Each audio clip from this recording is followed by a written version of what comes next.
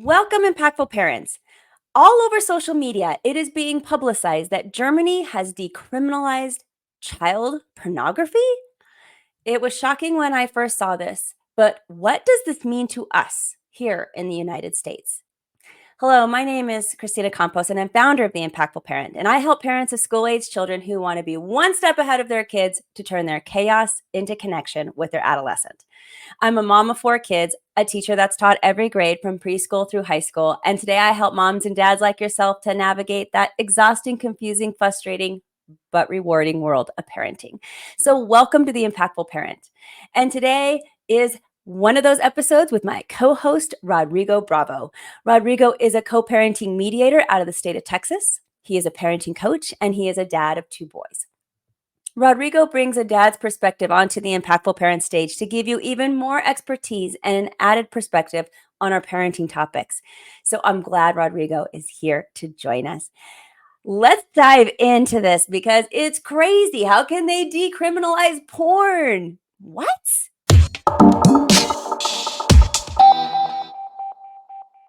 When you sent me this, I was kind of taken aback. I said, "Wow, this doesn't sound good, at least from the very beginning, right? When you hear the video play or whatnot." And so I was very intrigued by it, and I'm glad that we're talking about it because I think it is important for us to, be aware of these topics, but also fact checking these topics. Exactly. So let's show the audience the video of where I first heard this. But if you look or Google this, you're going to find it everywhere on the internet. But here's the video where I saw it. Yeah, you read that right. Germany, what have you done? Every pedophile in the world is going to be going to Germany. You just made it so much more dangerous for children. All over the world. Men that were running CSAM websites over there that are sitting in jail waiting for their cases to go to court asked for a stay until this law gets passed. All of the CSAM websites are going to relocate to Germany. Reading the thinking on this madness, they think if they decriminalize it, people that are pedophiles will come out, making it more safe for children. And they said they were really worried about the cases where teenagers are exchanging photos between themselves, and then they pass them on to their teacher to tell on the other teenager. They didn't want those people getting charged. But instead of making like an amendment to that law, they just decriminalized it. People who are attracted to minors get worse, not better, especially if you're reinforcing the bad behavior. This is the same reason why child sex dolls should be outlawed everywhere. The age of consent in my state is 16, not 18. CSAM is under 18. So if you take a picture of it, it's a felony. I thought that was messed up. But wait, age of consent in China is 14. And middle school teacher can have an affair with one of his students, it's totally fine. Age of consent in Germany is 12. What are you all doing? I guess don't take your kids to Germany.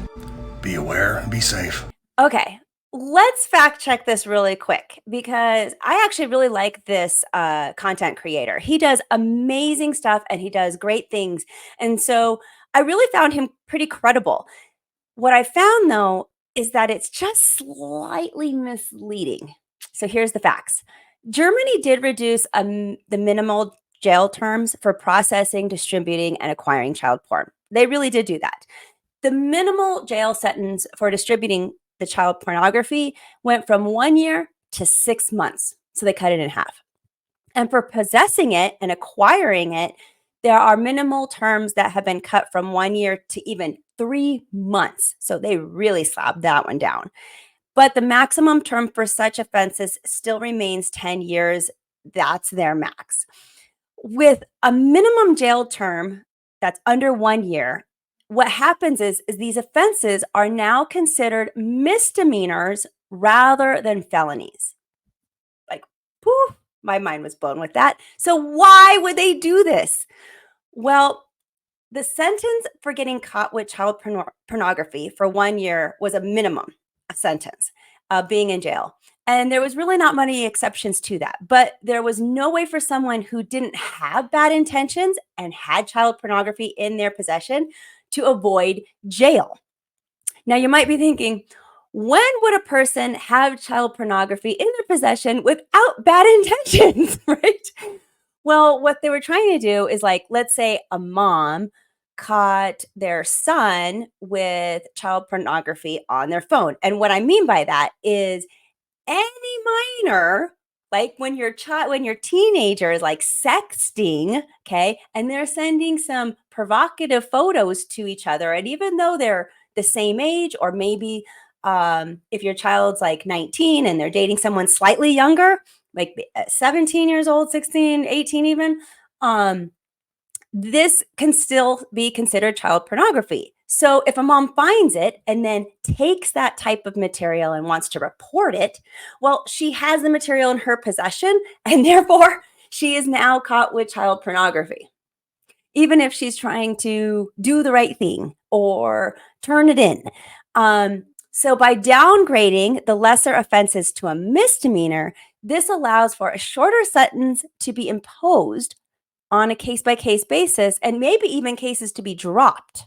So in short, Germany lawmakers argued that decriminalization, and it's just that one word that I feel is not accurate when we're hearing of some of these reports, because it's not that they decriminalized it. It's still a criminal offense.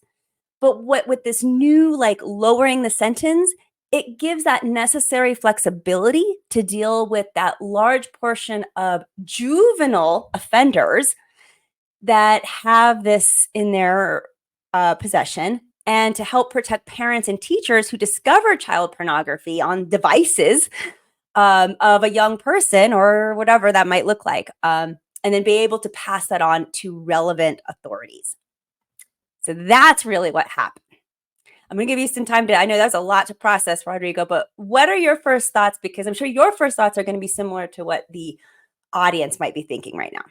Yeah, and I think this illustrates why it's so important to do your own research, but also rely on the research of experts. In this particular case, when you take the video at face value, yeah, it sounds startling. It sounds ridiculous. To legalize child pornography, it's a wild thought, right? It's a crazy concept. But when you really look into it, Germany tightened their child pornography laws back in 2010. They really clamped down on them really hard. And I read this via a Reuters article. They clamped down on the laws, and they got feedback from the court system, from prosecutors, from they have a kind of a similar judicial system that we have over here, but they have different names. But for example, like the district attorneys over there, right? And the folks handling the court cases, they said, hey, you know what? This 1 year minimum sentence, it was a mandatory 1 year minimum, was too harsh. Now, you and me, when we immediately hear that, well, what do you mean 1 year is too harsh? Like they should be getting, like, decades in jail. But like you said, there are circumstances where people are moving these type of images and so forth and I'm quoting, from a non-pedal criminal perspective. So that means teachers, for example, a mom, a dad, right? They catch their child sexting to somebody else. They take screenshots of it. Then they communicate with the other parents, say, hey, look, your son and my daughter are doing this. Da, da, da. Tell your son to stop doing this. Da, da, da. And if somebody will report that, that parent now can be charged with possession and distribution of child pornography. And under those old policies, those old mandatory uh, jail sentences, they would be forced to be at least given a 1 year minimum sentence in jail. And because of that, there was no leeway. There was no way to say, well, look, this is a parent, they're not actively out here, distributing their own child's pornography or somebody else's. They're trying to get, like, hey, let's stop this. But that's what the law was pretty much forcing the courts to do. And so that's why they went ahead and started creating these this movement to kind of provide reduced options for child pornography. And I think that's good. I think when policy is passed, it doesn't mean that it covers everything. The judicial system is created through laws that are passed by the legislator, but they're not experts. They're not going to foresee every single one. And in this case, I mean, I think it's hard to argue that passing, you know, child pornography laws is a bad thing. I mean, I think everybody would agree, like, yeah, we want to do that. But there are circumstances where maybe, we need to reconfigure the laws so that parents like you and I, aren't caught up in something that we never had the intention of getting caught up in, which would be, possessing or distributing child pornography. I agree. And you feel like if you have a teenager, they're likely doing this. And so because teenage sexting is so popular and for a variety of reasons, by the way, like I mean, some kids like to do sexting because it's like a progression into, their sexuality and discovery and all those things. And, sometimes they're experimenting and sometimes they feel like it's safer because then they can be a little vulnerable with their partner without actually having doing the deed. There's so many reasons why teenagers put crazy things in their heads. I mean, you'd be astounded if you talk to a group of teenagers about this topic. But the reality is that 1 in 4 teens are receiving sexually explicit texts or emails. Like that's just, it is 1 in 4. I mean, it's crazy, the statistics. And at least 1 in 7 are sending these text messages. And even 1 in 10 teens are forwarding those messages without consent to their friends. And so it's a problem.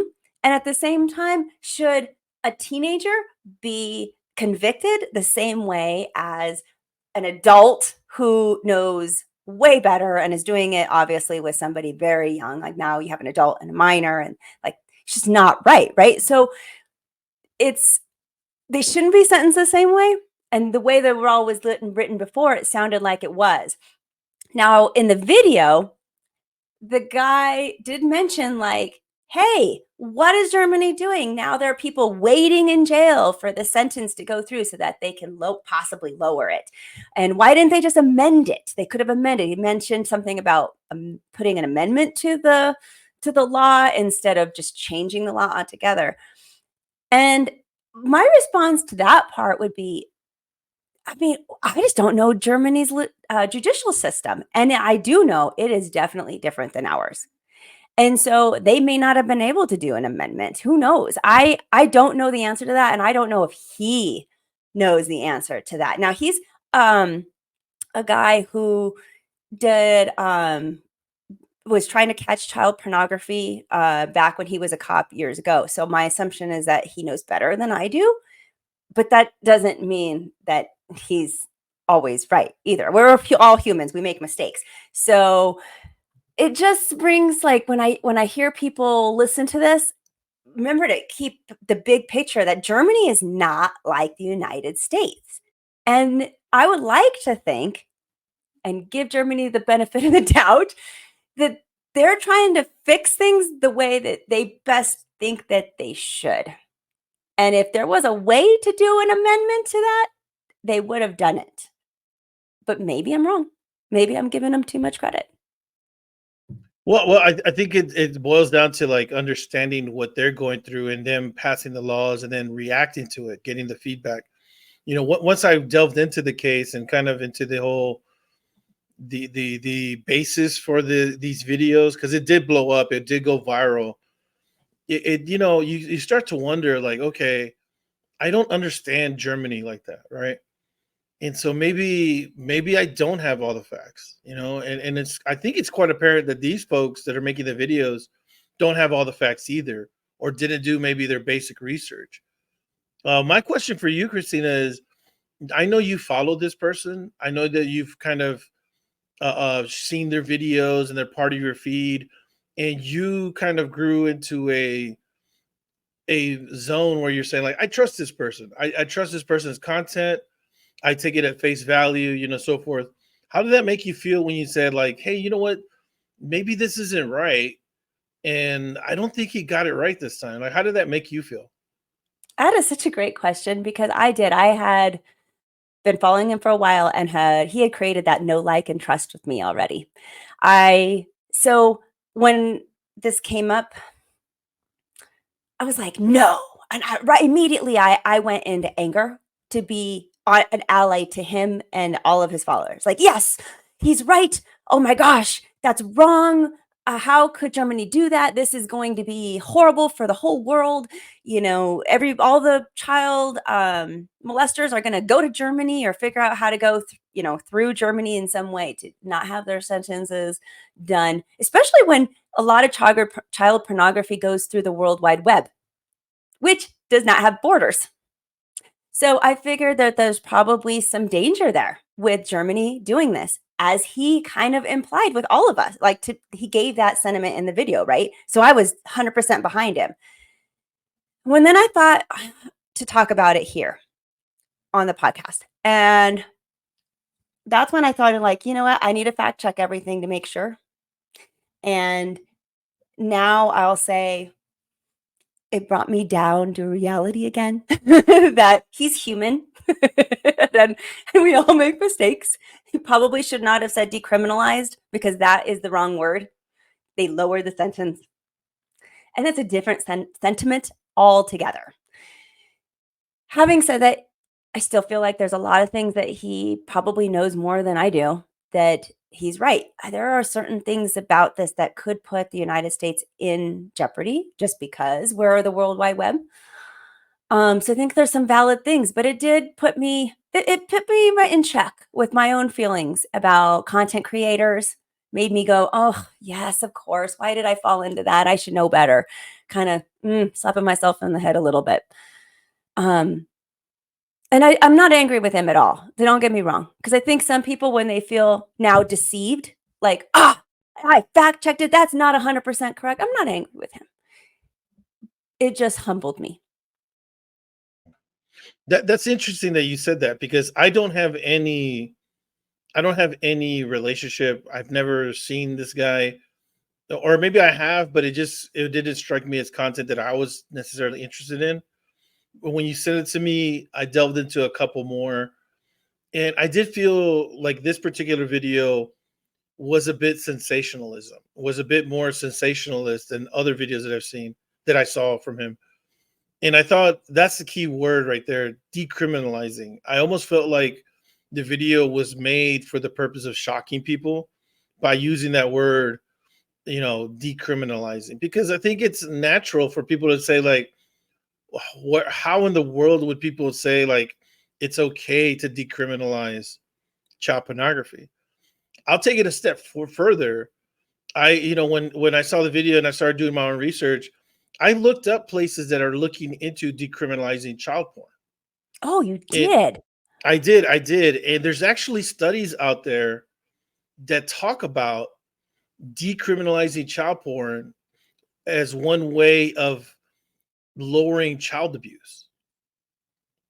Hmm. This was a study that was done out of the Czech Republic, and there have been previous studies that have been done in Japan and Denmark, where making child pornography legal led to lower rates of child sex abuse. Now, of course, this I know this, like, whoa, right? We're like, well, I mean, honestly, right? You're probably, a lot of people are probably watching right now saying, "What the fuck? Like, we're gonna legalize child I just porn?" thought it was the opposite. I thought that the more that if it's not decriminalized, right, then you would do it more, that if therefore encourages it. But they're saying that the statistics are different. So some of the studies that have been created that have been seen say that the theory is that sexual offenders use child pornography as a substitute for sex crimes against children. Of course, this leads into a whole, like, okay, are the chicken and the egg, right? Like, what are we talking about now? And we're gonna legalize this so that we can prevent this, but we're still making so it's very convoluted.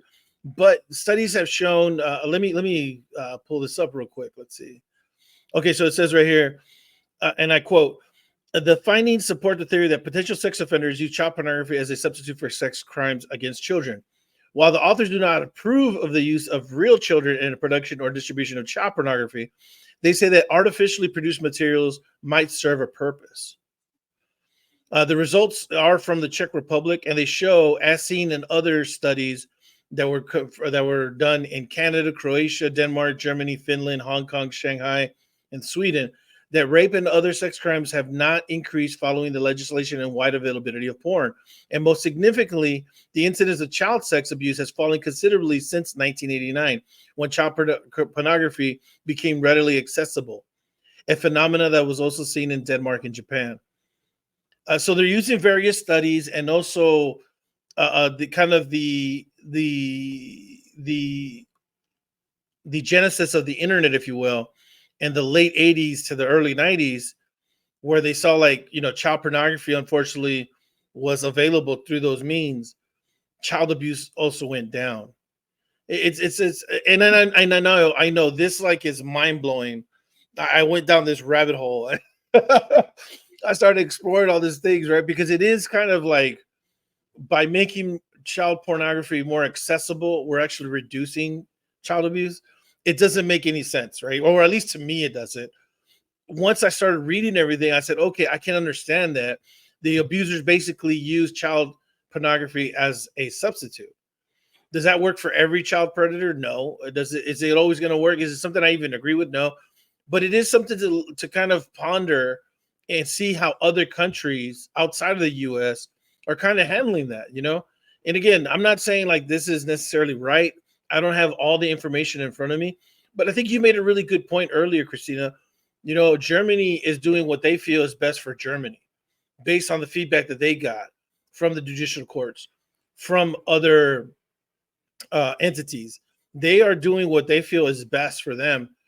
So I know that in the United States, we're pretty, hardcore when it comes to child abuse and child porn, that you have now people kind of making a career out of catching child predators. I'm sure you've seen these videos too, Christina, where, people, and I'm talking about like YouTube amateurs or people that are in YouTube that don't have these shows. They're emulating the Chris Hansen How to Catch a Predator type of deal, where they post things online and then they meet the person, and some folks, they kind of slap them around. Some folks kind of, take their pictures and then call the authorities, etc. People are dealing with this in different ways. And so some people would even say that's not right. I've seen some of the videos where the producers of these shows actually like abuse the predators. Like they punch them and they go, "You think this is right?" And da, da, da, da. Does that make it right? Of course, most people would say like, "Hey, that's a child predator, kick his ass," But but does that still give you the right of abusing another person?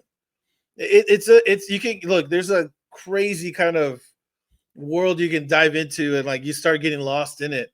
But I think this is really a good point, and I'll finish here, to kind of make sure that we evaluate everything and do the research that we need to do when we see stuff, and not necessarily take everything at face value, because even the people that we trust might get it wrong themselves.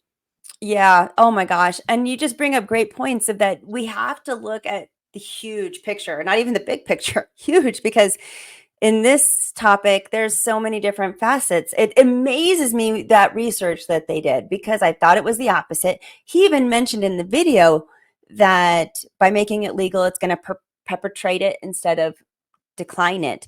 But again, this is just another guy. Like, who's, we don't need to, we don't know how credible all this is. And it sounds like they did the research. Maybe that would work. It blows my mind, at least with, if they are like Norway, you said, who are doing these research and possibly going that direction with AI, those simulations are going to start being very realistic. This is going to be, I don't want to say interesting because that's not the right word. It's how this all unfolds over the next 10 years is going to be shocking, no matter how the results end up coming up, whether it's legalizing it actually makes things better or making things way worse. I'll say that there has been an alarming increase in the amount of child sexual abuse material out there published in Germany recently.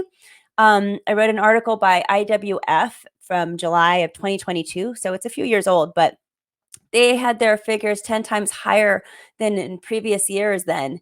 And so that's when a lot of this law crackdowns, they're trying to get it straight. I feel like Germany's trying to help the children, but for whatever reason, I mean, it's just their judicial system is difficult.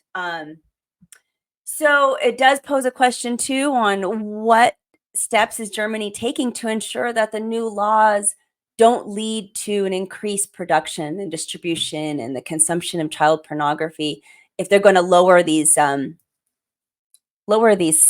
sentences. But maybe, like you said, the Germans will be like the Norwegians. I don't know, it sounds ridiculous, but this is all going to play out so crazy. I don't even know what to say. I just want my audience to know, fact check things.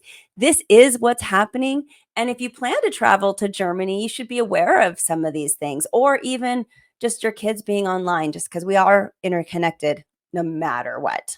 Yeah, I agree. I think that's really kind of the message that we're trying to share with folks today, because there is a lot of material out there that is educational, beneficial, and highlights things that need to be highlighted. But there are also a lot of videos and content that is sensationalizing things and making them seem what they're not. I think this particular video is a good example of that. I think the intent was, probably well-meaning, Oh, yeah. I mean, and I, he's trying to protect people in the United States and saying yeah, obviously doesn't agree. I think he had good intent of saying, hey, be careful. Your kid yeah. might be in more danger. No, and I agree, and I'm definitely not against that message, but I also think that if you're going to use something in support of that message, let's make sure that that content is correct and not sensationalized. I have seen other content that from parenting channels and from platforms where they do kind of exaggerate, certain things, and I've seen it happen constantly enough that I can no longer trust them. I can no longer like I fact check a lot, right? But let's be real honest. A lot of times when we scroll through videos and we listen to them, how often do we fact check? Christina, let's say out of every 10 videos, how many of those videos do you actually fact check? Point one, not even one. So it's not even 1 out of 10, it's 1 out of 100. Probably. Yeah. And and when we see videos, right, we kind of judge the content creator first, right? And so for me, if I'm just scrolling and I'm seeing, Instagram shorts or YouTube shorts or whatever, right, stories, if it's a content creator that I'm not familiar with, I probably just take whatever's being said with a grain of salt, right? If it's something that's interesting, right, some facts or something, right? Okay, maybe it is true, maybe it's not. But like you, I don't fact check everything. I really don't. Now, if it's something that I'm going to repost or share, that's when I definitely do fact check. I feel like, hey, I got to make sure that I got my stuff correct, that I am legit when it comes to this, because I'm putting my reputation on the line. And I actually shared something. I think it was during the pandemic that was actually wrong. And I remember sharing it on Twitter. I can't remember what it was, but I shared it, and then one of my followers, one of my friends, followers that are on Twitter, they actually told me, they go, "Hey man, that's actually not true," Da, da, da, da. And so of course I'm like, "Well, what do you mean it's not true?" I thought it was legit. And so he did the same thing that we're doing right now, and sent me quite a few articles and said, like, check this out, blah blah blah blah. Just want to make sure, you may want to take the tweet down. He was pretty adamant about me taking it down because he felt like I was just contributing to the misinformation. I read the articles and I realized, holy shit, I am wrong. I really am wrong, and you can't have that. I don't want to be wrong. I don't mind being wrong, right? But I don't want to be wrong and still continue to perpetuate misinformation. So I did take down a tweet, and then I wrote a tweet that said, "Hey guys, sorry, I was misinformed. Thanks to so and so for pointing out, da, da, da." And I think that's what's missing sometimes from content creators, when they get it wrong. I would love to see this gentleman, push out another video and say, hey guys, I made a mistake on my previous video. I just want to clear the air on what's going on in Germany and this and that. He can still make the same points and say, I still am vehemently opposed to child pornography. This is my opinion, da da da da da da. But definitely clarify the factual portions of his content, and say, like you did right now, Christina, like they're not decriminalizing child porn. They just made some adjustments to the laws and the policies because of circumstances surrounding special cases, parents, teenagers, etc. On that note, Christina, has there ever been a time that you shared something that wasn't correct, that maybe you had to walk back or take back? I know that you share a lot of content, you share a lot of studies, you've had podcast interviews.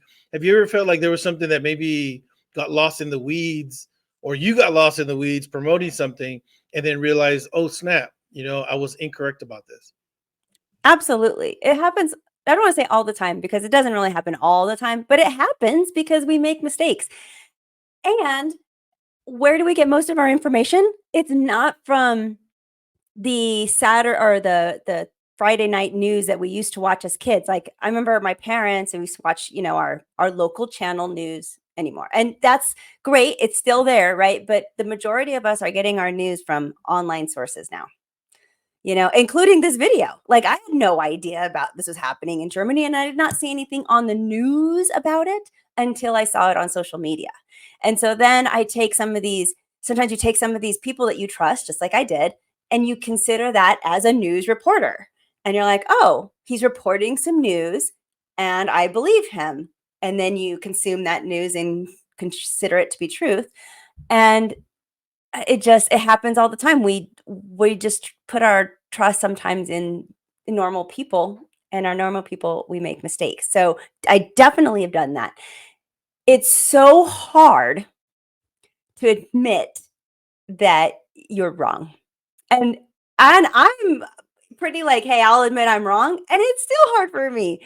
So for people who don't like to admit they're wrong, I can't even imagine how difficult it would be for them. But I will say that it is also one of the best things that you can do, just to say, oops, I messed up. The way you did it in your Twitter tweet was perfect, honestly. Just, hey, thank you for this. I was misinformed. Let me change that. I feel like that gains so much respect, but it is hard to swallow that ego pill and say, I was wrong. But I think we need to do it. And I think it's a great role modeling too for our kids and our own teenagers who are learning how to make mistakes, because our teenagers don't like to make mistakes either. So what do? They default to anger. Sometimes they default to lying because they don't want to admit that they've made a mistake. And so it's great role modeling if we can show them that it's okay to make a mistake and say, backtrack, swallow the pride pill, and just take it and be the bigger person, because we're really showing our teenagers something amazing there. I agree with you 100%. Both of my boys, especially my youngest son, I've really kind of gotten him accustomed to swallowing your pride and just admitting when you're wrong. And I think that's a really good behavior. I think that's a really good way to kind of live life. A lot of times we hold on to these beliefs, these core beliefs that, if we're wrong, it creates this cognitive dissonance that we're super uncomfortable with. And I feel that if more people would take the time to realize, like, hey, that discomfort may mean growth, it may mean you learning something, then the whole world will probably be a better place, because 9 times out of 10, when you feel that you might be wrong, you probably are wrong, and it's time to kind of, think about that and navigate that appropriately and be honest with yourself if you are wrong, especially if it's in a public context. Not all of us get it right the first time. And if you're misinformed and you had something wrong, and just admit it and then move forward from there. Last point I'll make is you're absolutely right. I think a lot of people that followed me appreciated that response. They were like, hey, no problem, bro. This and that. Hey, I'm glad that you said that. I was wondering about that too, and this and that. And not that I have like a large following, But a lot of people that do follow my tweets, they know that I'm honest and I'm very forthright, but I also try to be very factual. And so if I don't clarify that and they find out that no, he was wrong, well, then it deteriorates my credibility. And that's one thing that I really do hold very special to me, right? It's my credibility and making sure that people can trust me for whatever information it may be, whether it's like just some regular tweet, some pop culture thing, or something that's related to mediation and co-parenting consultancy. And I think that a lot of us don't want to admit that we're wrong because we're fearing that that's going to hurt our credibility, when really it's just the opposite. If we don't admit that we're wrong, then people get mad at us for not being credible. And so, but it's just hard to eat that pride pill and say I messed up. But teaching your teenager to do this is about just creating a really safe space for them to make those mistakes and Mhm. really rewarding them and encouraging them. But when I say reward, I know people always think to like, got to give them something. Could be words of affirmation, could be like, hey, great job. And that you admitted that you're wrong. Do those things to encourage every time your child backtracks and says, "Oh, I messed up." Even if they're just admitting to you that they messed up something, like they didn't present themselves as, "Oh, I'm right." Maybe they just messed up anywhere in their life. They got into a car accident and instead of hiding it, they told you. This is how we start to develop that trust with them that they can admit their mistakes. That's how we start to do it. When they, "Oh, mom, I spilt the milk." No big deal. You don't get mad. You just praise them for telling you and move forward. Make your safe space for admitting mistakes and wrongness. And that's how you kind of develop this. Now, I want to end our time together with this. It's just going back to Germany. Here's a bottom line to wrap it all together. The country has legal frameworks to place in place to prosecute individuals involved in child sexual abuse. Okay. This includes possession and distribution and production of child pornography. They have those in place. They're not decriminalizing anything.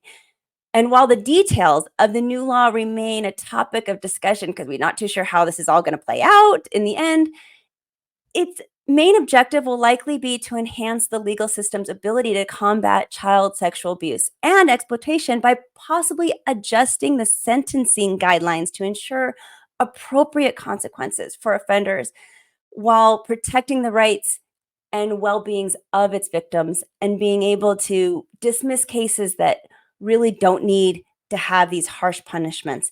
So will this make matters worse in the long run, or will make things better?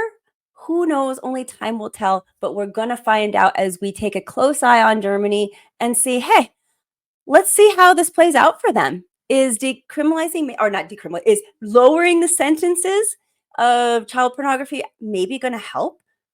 I love that the Norway and those other countries you were talking about are doing this because we need to figure out how to eliminate child pornography or at least minimize it as much as possible.